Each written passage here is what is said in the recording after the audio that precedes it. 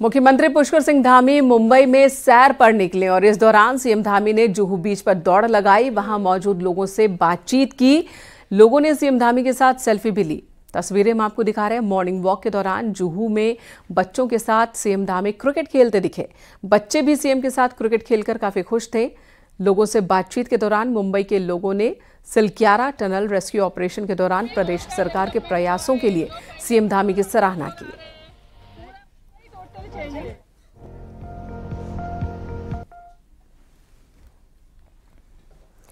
कांग्रेस छोड़ बीजेपी में गए नेताओं को कांग्रेस अग्निवीर कहकर पुकारती है। अब जबकि साफ हो चुका है कि बीजेपी में 75 साल में रिटायरमेंट का कोई नियम नहीं, तो कांग्रेस का कहना है कि अग्निवीरों को अब कुछ भी नहीं हासिल होने वाला और अब ये आपस में ही लड़ मरेंगे।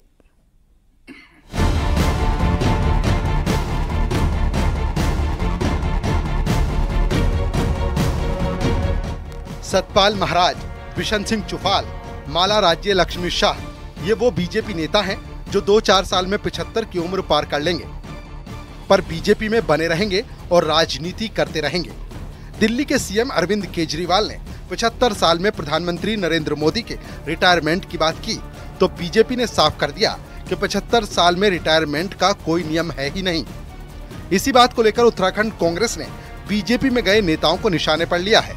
76 साल के पूर्व सीएम हरीश रावत का कहना है कि अब बीजेपी में कोई रिटायर नहीं होगा तो कांग्रेस से गए अग्निवीरों का नंबर नहीं आएगा। हरीश रावत के मुताबिक जो बड़ी बड़ी चाहत और हसरत के साथ बीजेपी में गए हैं, ऐसे अग्निवीर आपस में लड़ मरेंगे, जैसे टिहरी में किशोर उपाध्याय और दिनेश धने के बीच विवाद हुआ।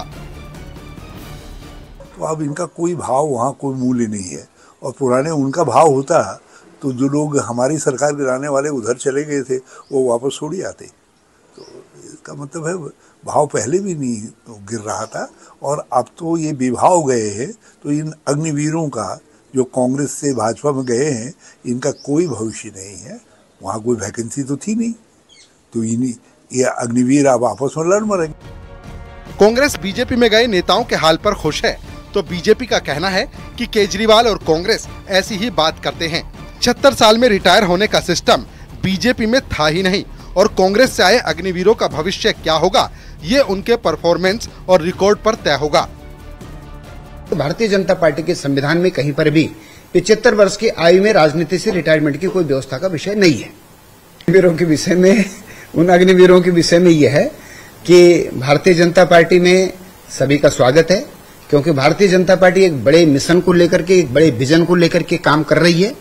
लेकिन हम भरोसा करेंगे जो भारतीय जनता पार्टी के निष्ठाओं पर, भारतीय जनता पार्टी के प्रति निष्ठा और समर्पण के साथ में काम करेगा। बीजेपी 75-80 साल के बाद भी अपने नेताओं को चुनाव लड़वाने की बात कर रही है, तो दूसरी पार्टी से आए नेताओं को सुरक्षित भविष्य की गारंटी दे रही है। पर कांग्रेस की दिलचस्पी ये देखने में है कि उम्र की सीमा नहीं होने पर बीजेपी में गए अग्निवीरों का भविष्य क्या होगा। दीपांकर भट्ट, न्यूज़ 18, देहरादून।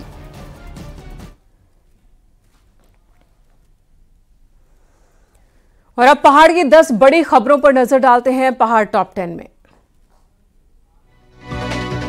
विकासनगर के डाक पत्थर में हुई युवक की हत्या को लेकर परिजनों ने कोतवाली का घेराव किया। पुलिस द्वारा किए गए खुलासे से मृतक युवक के परिजन संतुष्ट नहीं। रामनगर के बैल पड़ाव में अचानक एक जिप्सी में आग लग गई। गनीमत रही कि इसमें बैठे लोग सकुशल हैं।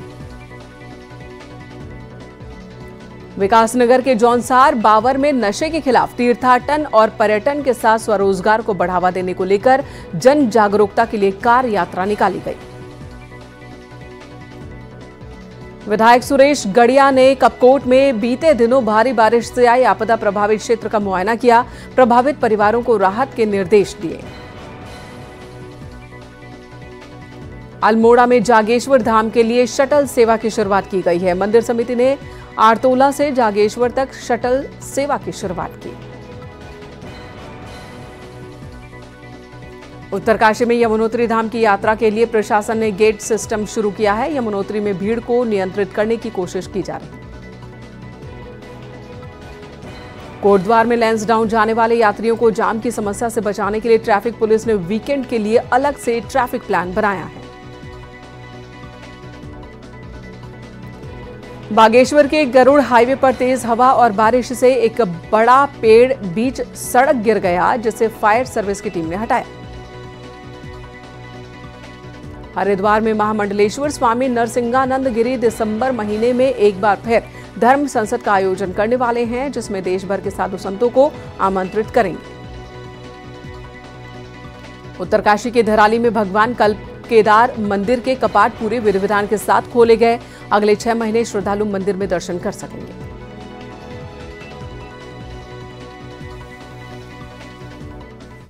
उत्तराखंड का पहाड़ी फल काफल कुछ ऐसा है कि ये एक फल ना होकर यहाँ की संस्कृति का एक हिस्सा है, लेकिन इस बार काफल पर मौसम और जंगल की आग की मार पड़ी है।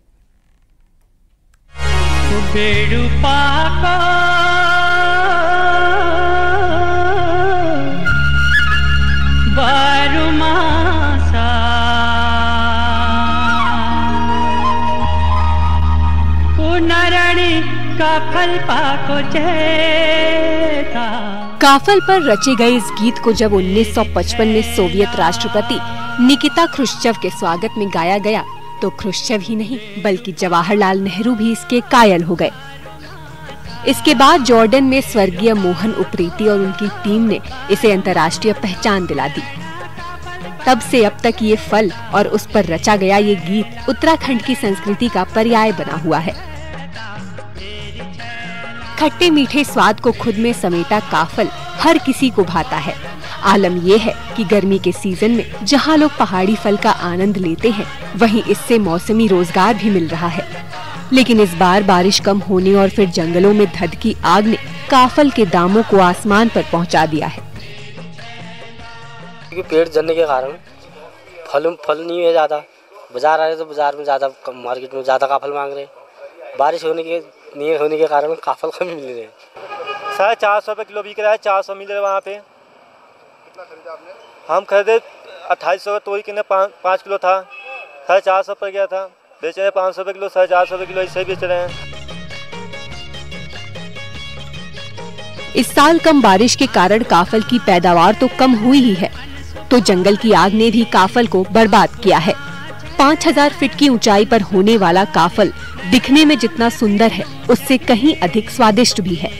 स्वाद और सुंदरता की तरह काफल कई औषधीय गुण भी खुद में समेटे है। पेट की बीमारी हो या गले का दर्द या फिर त्वचा से जुड़ी बीमारी, काफल ऐसे कई रोगों के लिए रामबाण है। जैसे हमारा स्वास्थ्य स्थान है या डायबिटीज है, इसमें काफी अच्छा रोल है और हमारे डाइजेशन के लिए भी काफ़ी अच्छा योगदान देता है। और प्राचीन ग्रंथ जैसे हमारे चरक सुश्रुत संहिता है, उसमें भी काफिल की काफ़ी उपयोगिता बताई गई है। तो इसलिए स्वास्थ्य संबंधी उसमें और आयुर्वेदिक दृष्टि से काफिल का काफ़ी उपयोग पाया जाता है।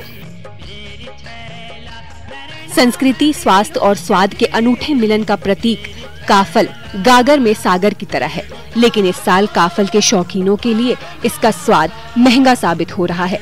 बावजूद इसके कम ही सही, लेकिन हर कोई इसका स्वाद लेना चाह रहा है। अल्मोड़ा से किशन जोशी के साथ पिथौरागढ़ से विजयवर्धन उप्रेती की रिपोर्ट।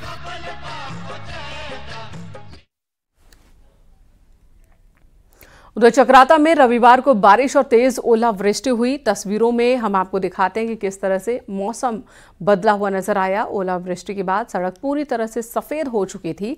ओले गिरने से सेब, आड़ू, खुमानी, टमाटर की फसलों को नुकसान हुआ है।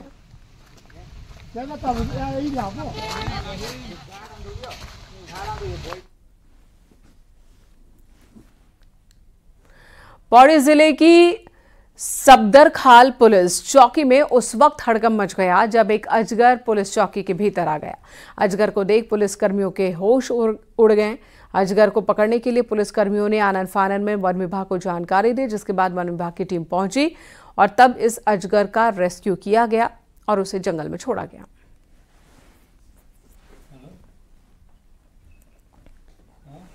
पहाड़ों पर पानी की समस्या से निपटने के लिए हैंडपंप भी बेहद उपयोगी हैं और हैंडपंप ज्यादातर जगहों पर लोगों की प्यास बुझा रहे हैं। लेकिन जल संस्थान के दावों के बावजूद अभी भी कई हैंडपंप सूखे पड़े हैं, जिसे फिर से रिचार्ज करने की जरूरत है।